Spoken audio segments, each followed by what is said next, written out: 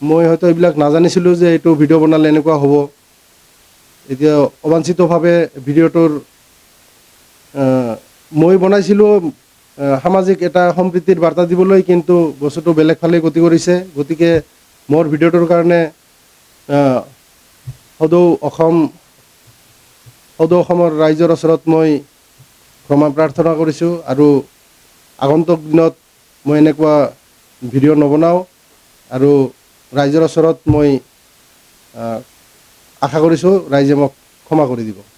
মই আচলতে যিটো কথা কৈছিলোঁ তোমালোকৰ ৰংঘৰ বুলি, সেইটো আচলতে দুই এজন ব্যক্তিক উদ্দেশ্য কৰি কৈছিলোঁ, যিসকলে সঘনাই দেখা যায় যে ভাৰতীয় নাগৰিক, কিন্তু তথাপি তেওঁলোকক মিয়া বুলি কৈ নানান ধৰণৰ অন্যায় অত্যাচাৰ কৰি আছে। মিয়া খেদা অভিযানৰ দৰে এটা অৱস্থা হৈছে, মই দেখা পাই আছোঁ ফেচবুকত।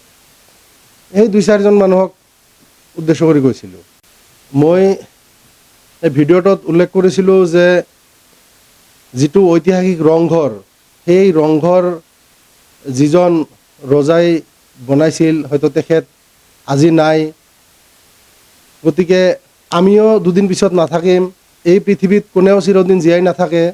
আমি প্ৰতিটো জীৱ জন্তুৱে মৰণশীল, আমি মৰিব লাগিব। গতিকে আমাৰ এই পৃথিৱীত আমাৰ ভাল আৰু বেয়া যিবিলাক কাম আছে সেইবিলাক থাকি যাব। গতিকে মই বেয়া কামবিলাক নকৰিবলৈ সেই আহ্বান জনাইছিলোঁ যে আমি দুদিনৰ আলহী এই পৃথিৱীত, সেইটো কথা ক'বলৈহে এই কথাখিনি মই ব্যৱহাৰ কৰিছিলোঁ। অসমবাসী ৰাইজৰ ওচৰত মই অনুৰোধ জনাওঁ যে যিটো ভিডিঅ' মই কৰিছিলোঁ সেইটো মোৰ ভুল হৈছে। মই আৰু দ্বিতীয়বাৰ এনেকুৱা ভুল নকৰোঁ। গতিকে মোক ৰাইজে ক্ষমা কৰি দিব। মোৰ এটা পৰিয়াল আছে। গতিকে আপোনালোকে যিটো প্ৰতিক্ৰিয়া ব্যক্ত কৰি আছে, হয়তো মোৰ সৰু ল'ৰা ছোৱালীবিলাকৰ যাতে ক্ষতি নহয়, মোৰ ফালে আপোনালোকে চাব। সেইকাৰণে মই আপোনালোকৰ ওচৰত ক্ষমা বিচাৰিছোঁ। মই হয়তো এইবিলাক নাজানিছিলোঁ যে এইটো ভিডিঅ' বনালে এনেকুৱা হ'ব। এতিয়া অবাঞ্ছিতভাৱে ভিডিঅ'টোৰ মই বনাইছিলোঁ সামাজিক এটা সম্প্ৰীতিৰ বাৰ্তা দিবলৈ, কিন্তু বস্তুটো বেলেগ ফালে গতি কৰিছে। গতিকে মোৰ ভিডিঅ'টোৰ কাৰণে সদৌ অসমৰ ৰাইজৰ ওচৰত মই ক্ষমা প্ৰাৰ্থনা কৰিছোঁ, আৰু আগন্তুক দিনত মই এনেকুৱা ভিডিঅ' নবনাওঁ, আৰু ৰাইজৰ ওচৰত মই আশা কৰিছোঁ ৰাইজে মোক ক্ষমা কৰি দিব। মই আচলতে যিটো কথা কৈছিলোঁ তোমালোকৰ ৰংঘৰ বুলি, সেইটো আচলতে দুই এজন ব্যক্তিক উদ্দেশ্য কৰি কৈছিলোঁ, যিসকলে সঘনাই দেখা যায় যে ভাৰতীয় নাগৰিক, কিন্তু তথাপি তেওঁলোকক মিয়া বুলি কৈ নানান ধৰণৰ অন্যায় অত্যাচাৰ কৰি আছে। মিয়া খেদা অভিযানৰ দৰে এটা অৱস্থা হৈছে, মই দেখা পাই আছোঁ ফেচবুকত। সেই দুই চাৰিজন মানুহক উদ্দেশ্য কৰি কৈছিলোঁ। মই এই ভিডিঅ'টোত উল্লেখ কৰিছিলোঁ যে যিটো ঐতিহাসিক ৰংঘৰ, সেই ৰংঘৰ যিজন ৰজাই বনাইছিল, হয়তো তেখেত আজি নাই।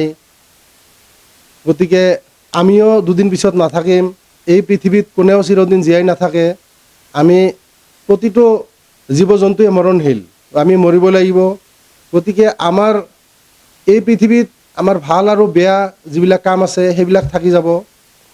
গতিকে মই বেয়া কামবিলাক নকৰিবলৈ সেই আহ্বান জনাইছিলোঁ যে আমি দুদিনৰ আলহী এই পৃথিৱীত, সেইটো কথা ক'বলৈহে এই কথাখিনি মই ব্যৱহাৰ কৰিছিলোঁ। অসমবাসী ৰাইজৰ ওচৰত মই অনুৰোধ জনাওঁ যে যিটো ভিডিঅ' মই কৰিছিলোঁ সেইটো মোৰ ভুল হৈছে। মই আৰু দ্বিতীয়বাৰ এনেকুৱা ভুল নকৰোঁ। গতিকে মোক ৰাইজে ক্ষমা কৰি দিব। মোৰ এটা পৰিয়াল আছে। গতিকে আপোনালোকে যিটো প্ৰতিক্ৰিয়া ব্যক্ত কৰি আছে, হয়তো মোৰ সৰু ল'ৰা ছোৱালীবিলাকৰ যাতে ক্ষতি নহয়, মোৰ ফালে আপোনালোকে চাব।